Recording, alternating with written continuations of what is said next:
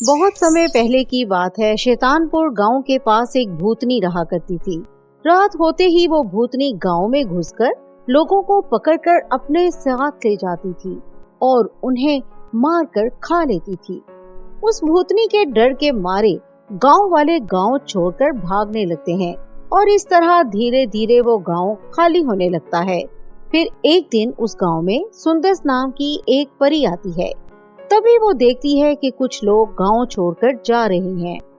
तुम सब लोग इस तरह गांव छोड़कर क्यों जा रहे हो? हमारे गांव में रोज रात को एक खतरनाक भूतनी आती है और वो लोगों को मारकर खा जाती है। अगर हम लोग यहाँ रुके तो भूतनी हमें भी मारकर खा जाएगी। आप लोग चिंता मत करो, मैं उस भूतनी को ठिकाने लगा दूंगी। अब तुम लोगों को घबराने की बिल्कुल जरूरत नहीं है। सुंदस परी की बात सुनकर भूतनी वहाँ पे जोर जोर से हंसने लगती है। तू एक मामूली परी है। तू मेरा कुछ नहीं बिगाड़ सकती। मैं एक बहुत ही खतरनाक भूतनी हूँ। रुक जा, मैं अभी तुझे मार कर खा जाऊंगी। तभी भूतनी सुंदस परी पर झपट पड़ती है, लेकिन सुंदस परी अपनी जादुई तलवार के एक ही वार से उस भूतनी का सर धड़ से अलग कर देती है। देखो गांव वालों, ये भूतनी मर चुकी है। अब तुम लोगों को गांव छोड़ के जाने की जरूरत नहीं है। तुम सब लोग बेफिक्र होकर इसी गांव में रहोगे।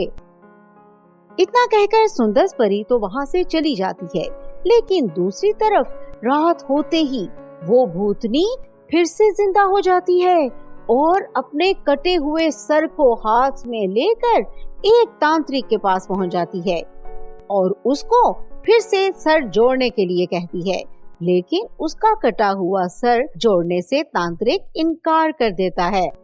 सुनो भूतनी, तुम्हारा सर जादुई तलवार से कट गया है, इसलिए अब ये फिर नहीं जुड़ सकता। तुम एक काम करो, 2 लड़कियों को पकड़कर मेरे पास ले आओ, फिर मैं उन दोनों के सर काटकर तुम्हारे सर से जोड़ दूंगा। इस तरह तुम्हें 2 सर वाली भूतनी बना दूंगा। ये सुनकर चुड़ैल खुश हो जाती है और 2 लड़कियों को पकड़ने के लिए गांव में पहुंच जाती है। तभी वो देखती है कि अर्चना और उसकी बहन खेत से घर की ओर लौट रही थी। ये अच्छा मौका है, मैं अभी इन दोनों लड़कियों को पकड़कर तांत्रिक के पास ले जाती हूँ। इसके बाद भूतनी उन दोनों लड़कियों को पकड़कर गुफा में ले जाती है। तांत्रिक खुश हो जाता है और दोनों को बांध देता है।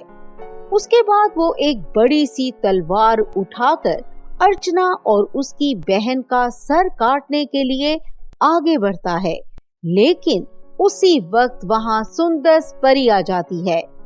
अगर तुमने एक भी कदम आगे बढ़ाया तो मैं तुझे राख कर दूंगी। सुंदस परी को देखकर तांत्रिक डर जाता है। नहीं नहीं, ये परी कहाँ से आ गई? ओहो! सुना, किसी परी से डरने की जरूरत नहीं है। चलो हम दोनों मिलकर इसे खत्म कर देते हैं। पिछली बार तो बच गई थी ना, लेकिन आज तुम मुझसे नहीं बच सकती।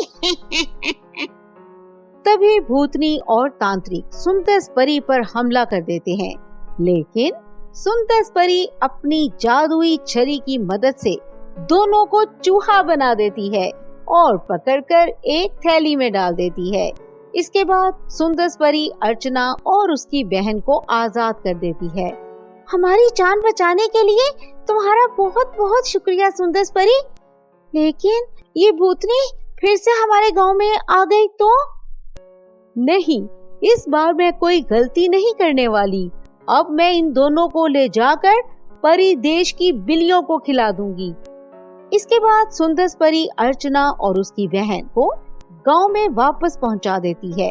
फिर सुंदस परी चूहा बनी भूतनी और तांत्रिक को परी देश की बिल्लियों को खिला देती है। इस तरह भूतनी का खेल हमेशा के लिए खत्म हो जाता है और गांव वाले फिर से हंसी खुशी अपनी जिंदगी जीने लगते हैं। तो दोस्तों, कैसी लगी हमारी कहानी? कमेंट में जरूर अपनी राय का इजहार करें और हमारे चैनल को लाइक, शेयर और सब्सक्राइब करें और बेल आइकन जरूर दबाएं ताकि नई मजेदार कहानियाँ आप तक पहुँचती रहें।